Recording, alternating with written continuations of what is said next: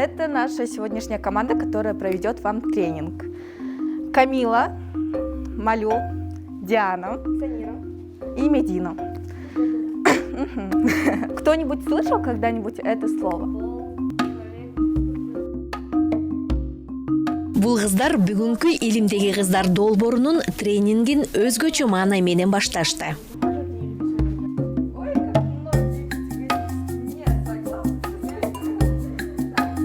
Мындай түрдөгү тренингтер Бишкек жана Ош шаарында өтүп жатат. Тренингдин башкы максаты кыздарды илимге тартуу, багыт берүү.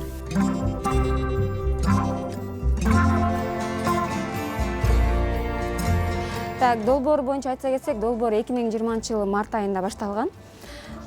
Илимдеги кыздар долбоору деп аталат. Бул долбоорду эң негизги биздин уюштуруучуларыбыз балдар, ЮНИСЕФ балдар фонду тарабынан негизделген, уюштурулган жана бул долбоорду 3 чоң уюм ишке ашырып жатабыз. Бул балдарды коргоо борбору, фонд Роза Отунбаева эжекебиздин фонду жана ошондой эле аутсанын алдында түзүлгөн колледж. Ушул 3 уюм аткарып атабыз. Ошол кыздардын илимге болгон мүмкүнчүлүгүн кеңейтүү.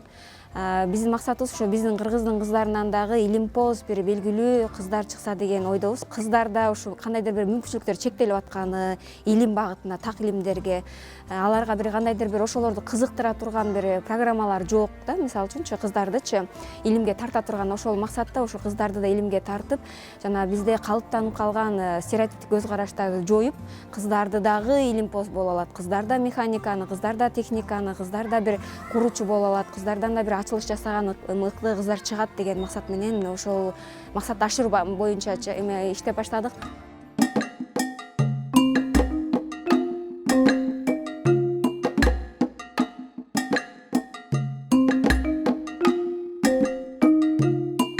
Дүйнөлүк статистиканы алсак, аялдардын илимдеги орду 30% түзөт. Андыктан илимдеги аялдарга болгон мамиле өзгөчө.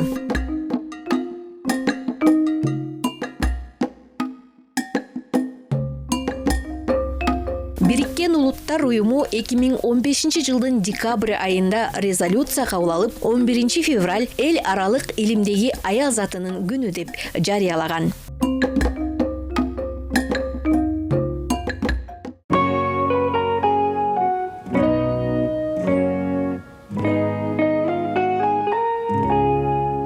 На мой взгляд, это потому, что с давних времен девушек притесняли именно в этой сфере, не давали им обучаться.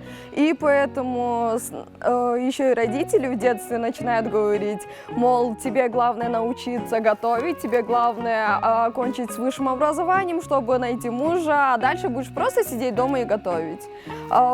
И с этих пор этот стереотип вжился в людей, и поэтому мало кто может сказать, что девушки смело могут идти в науку.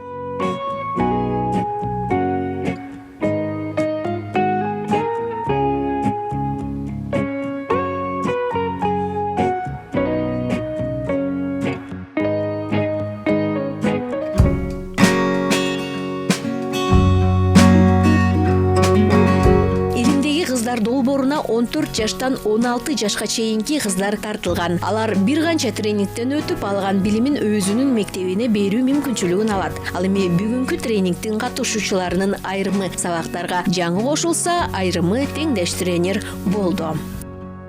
Биздин локация чоң, жалпы 81 мектеп катышып атат. Бизге атайын тандалган 81 мектеп, булар жана ички мигранттын балдар көп окуган мектептер, чоң көп балдардын саны болгон көп мектептер, ошондой эле Чүй өрөөнүндөгү алысыраак жерде жайгашкан мектептер жана Ошто Кара Суу районунан да мектептер тандалды да. Ошол мектептердин арасында өзбек улутундагылар бар, таджик улутундагылар бар, орустар, кыргыздар, демек биз бардык жагынан бардыгына бирдей болсун деп тандалып алынды. Анан кыздарга эмне иш-чаралар болду? Биз ошол кыздарды өздөрү курактуу кыздарга да айтып, биринчи ошол илим деген эмне? Азыр STEM деп айтып атпайбы? STEM деген жаңы түшүнүк келди. Бул илим, технология, математика, инженерия. Ушул багыттагы илимдердин биригүүсү да. Анан ошону биз кыздарга үйрөтүш үчүн 8 класстын кыздарынан жана мен айтып өткөн 81 мектептин арасынан 8 класстын кыздарынан активдүү, тың, лидерлик сапаты бар, элдин алдына чыгып сүйлөгүдөй болгон кыздар тандап алганбыз. Ар бир мектептен 6дан 10го чейин кыздар да. Анан ошол кыздар максатыбыз аларды теңдеш тренер кылып окуттук. Теңдеш тренер деген бул ошол кыздар өзү алган билимди тең урактуу өзүнүн тең туштарына жайылтуу да.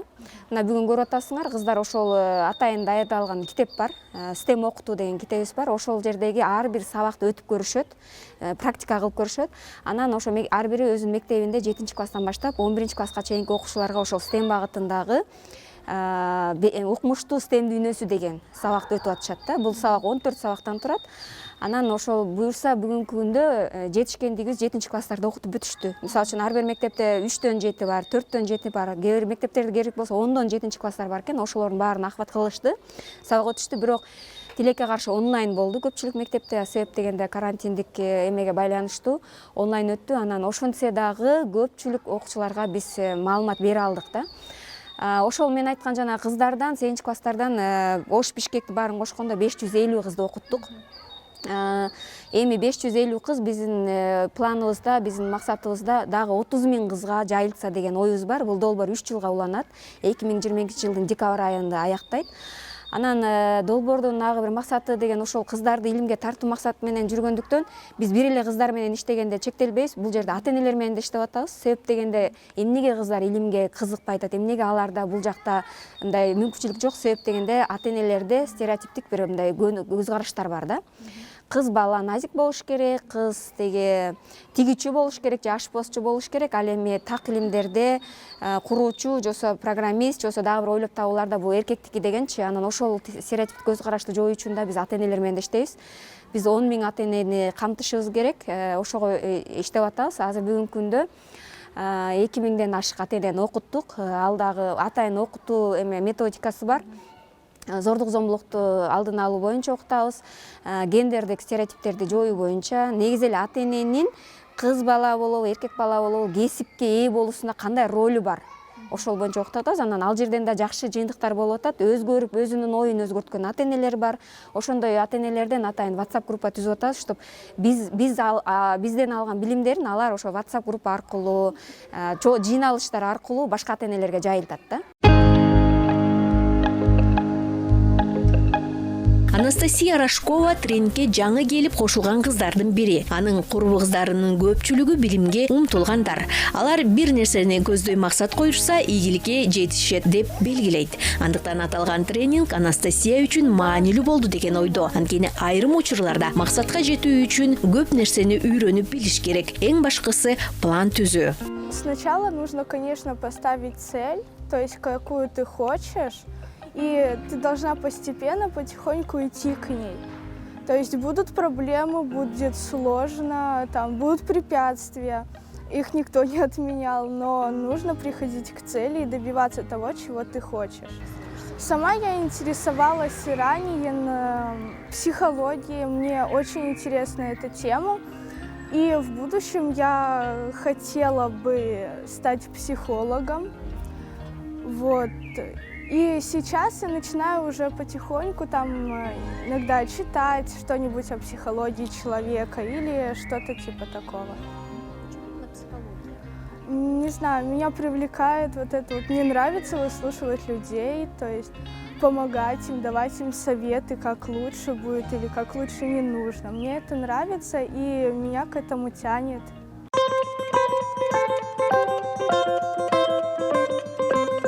Долбоор мыкты адистер менен иштелип чыгып, ага бир канча маанилүү темалар камтылган. Ораторлук чеберчилик, өзүн өзү алып жүрүү маданияты, кесипти туура тандоо жана бир канча физика, химия илимине тиешелүү лабораториялык иштер. Я интересуюсь наукой. Я сейчас, после проведения тренингов, после того, как я попала в этот проект, я поняла, что я разносторонний человек, у меня есть другие возможности, нежели стать врачом.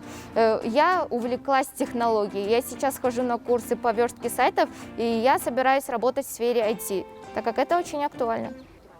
Ну, что касается тех девочек, с которыми я хожу на тренинги, на этот проект, то мы почти мыслим одинаково, так как мы проходили одинаковые вводные тренинги и проводим тоже одинаковые тренинги. И мы мыслим все одинаково, что, вот, например, я сейчас скажу, что некоторые профессии не будут актуальны через 5-10 лет. Они с этим согласятся, но у каждого человека есть свое мнение. А что касается моего окружения за пределами этого проекта, ну, сейчас 21 век, подростки подростковый период, все заняты другими делами, ну, любовь, гормоны и ТикТок, социальные сети. И другие девочки в моем окружении за пределами этого проекта не увлекаются тем, чем я сейчас увлекаюсь. Ну, я сейчас равная тренерка, и если они хотят изменить свою жизнь, я могу их проконсультировать, я могу давать им отдельные уроки, так как я не хочу, чтобы они жили крысиными гонками и были, как все, одинаковые люди, как из инкубатора. Я хочу, чтобы они добились успеха.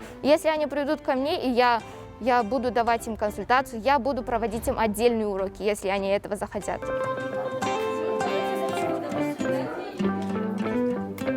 Тренингте кыздар ар кыл темадагы иштерди алып барышты. Бегайым долбордун жүрүшүндө кыздар менен биргеликте Telegram ботту ишке киргизишти. Telegram боттун негизги максаты окуучуларга психолог аркылуу онлайн түрдө жардам берүү. Бегайымдын айтымында Telegram бот ар бир мектептин окуучусуна жеткиликтүү болот.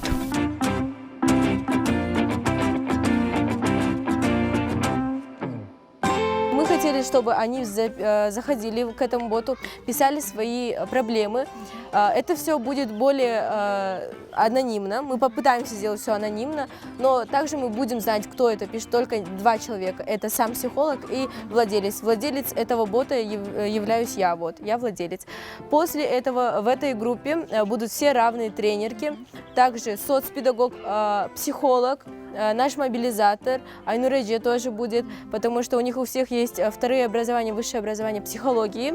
Они будут помогать советами, так же, как и мы, как подросток подростку. На данный момент мы так и помогаем с друзьями. Если у кого-то какие-то проблемы, именно с друзьями делятся, потому что понимают, что именно ровесник тебя точно поймет. Поэтому мы создали этот Telegram-бот, чтобы помогать всем и избежать суицида, также нервных срывов и чтобы они не сбегали из дома. Мы сегодня будем именно с равными тренерками тестировать этого бота. Когда все пройдет, все тестирование 10 из 10 болсо, то мы тогда будем скидывать в каждую школу ссылку на этого Telegram-бота, чтобы все писали туда. И с некоторых школ возьмем психологов, договоримся с ними. Если они сами захотят нам помочь, это будет супер. Если нет, то в проекте «Девочки науки» ЦЗД есть собственный психолог, который занимается именно по этому проекту. Так что у нас очень много разного выбора.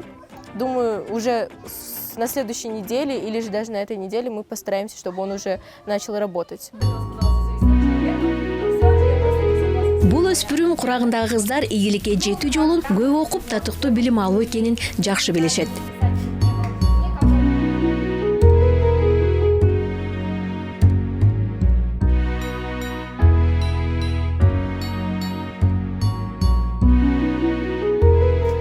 Я когда тренинги провожу, так как STEM не особо развит именно в нашей стране, для моего 7 класса, в котором я провожу тренинг, было интересно узнавать что-то новые термины.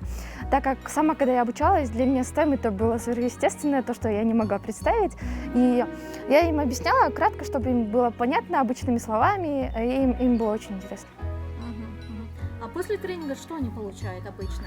После тренинга они узнают много новых терминов, изучают и понимают, что в жизни нужно развиваться и идти дальше, потому что жизнь на таком пике только не останавливается, потому что технологии, все развивается, и человек сам должен развиваться, потому что именно на данный момент в нашем веке нужно быть максимально гибким, креативным человеком. Этот данный проект это как мотивация, лично для меня как мотивация была, потому что до этого я думала, что после окончания учебы я пойду просто поступлю в университет и буду работать. А я после данного тренинга поняла, что я разносторонний человек, то есть я могу развиваться и в той сфере, и в этой сфере. И для меня это очень интересно, я хочу больше развиваться, потому что это очень интересно.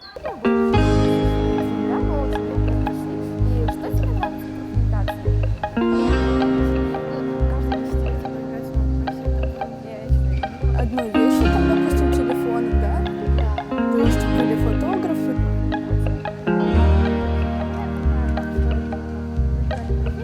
Сколько есть женщин в науке? Вот, кто знает, все знают Эйнштейна, а кто знает Марию Кюри? Никто не знает, очень мало людей. Она получила 2 Нобелевские премии по химии, физике.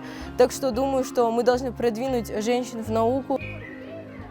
Да, это начали устранять, скорее всего, именно женщины, потому что женщины уже начали понимать, многие женщины еще в древности говорили: «Я хочу быть в науке».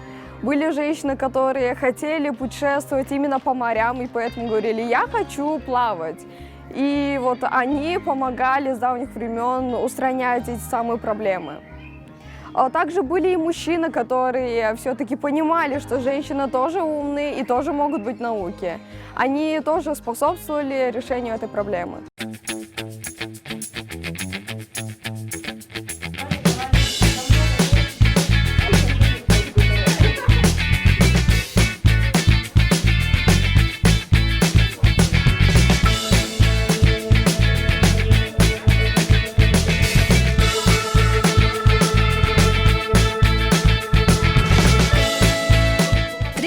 Чеберчиликти өздөштүрүп жаткан кыздар дагы бир топ жаңы методдорду үйрөнүшөт. Мындай методдор алардын сүйлөө жөндөмүн, эс тутуун жана ошондой эле кыздар жашоодо эч кимге көз каранды болбой, татыктуу билим алып бир кесиптин ээси болооруна өбөлгө түзө алат.